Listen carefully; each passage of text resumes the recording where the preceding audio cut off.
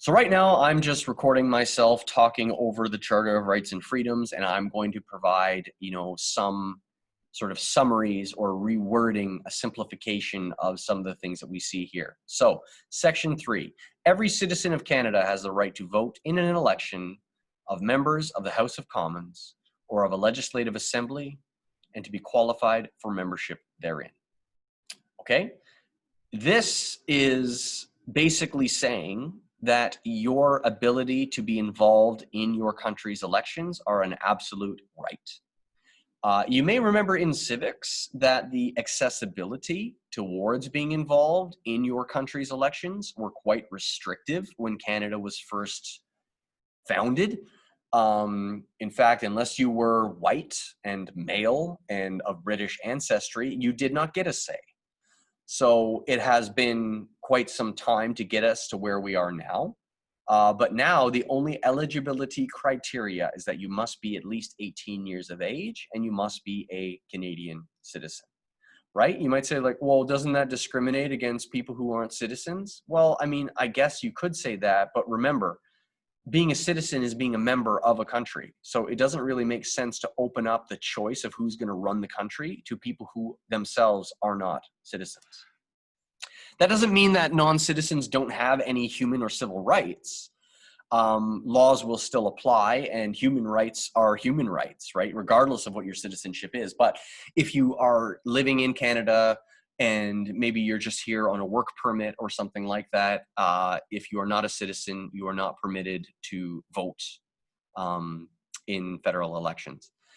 And this so Section 4, no House of Commons and no Legislative Assembly shall continue for longer than 5 years from the date fixed for the return of the writs at the general election of its members. This is, again, an important protection to our democracy because this stops a government from saying, hey, now that we got elected, let's just change the law to say that now we're going to be in power for the next 10 years. We'll change the law and say no elections for 10 years. That way we have 10 years of job security. No, that is not allowed.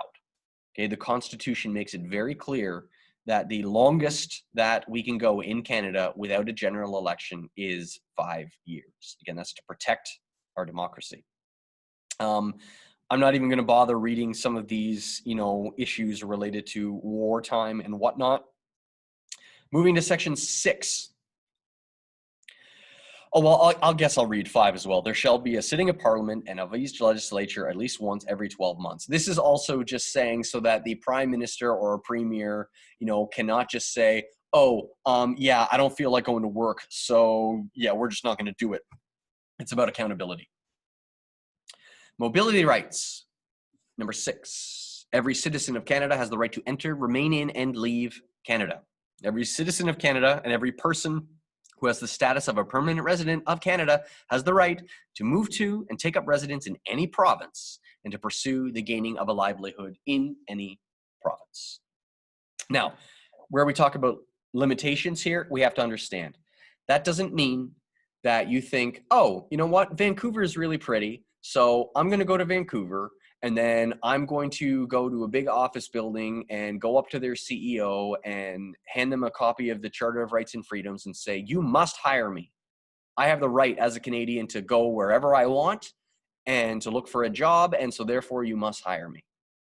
That is a shallow interpretation of what this is saying. Just because you have the right to move around doesn't mean that the economy is going to be strong. In fact, this is designed to give people the freedom to move if they feel as though it's good for their family. Not all countries have this.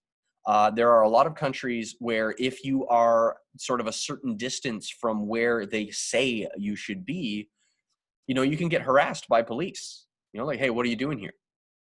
Whereas in Canada, our Charter of Rights and Freedoms gives people the ability to move. And if they decide that they want to, get a job on another side of the country, they have the freedom to get up and go. But at the same time, we have to understand there are I mean, let's be realistic. I have a job here at King's. I'm under contract. If I just decide to leave, like let's say today I got on a plane and decided to go to BC to look for work, and then I couldn't find anything, and then I came back to King's and I was like, okay, I want my job back. And they're like, yeah, you just left and breached your contract, so we hired somebody else. So sorry, your job's gone. Just if you have, um, expectations or obligations, you want to make sure that you're careful of all of those things. But what it is saying that the federal government is not going to stand in your way of trying to make a life for yourself somewhere. I'm going to pause right then and there. We only had one 15-minute break. We've been staring at the screen a lot. I'm going to stop recording.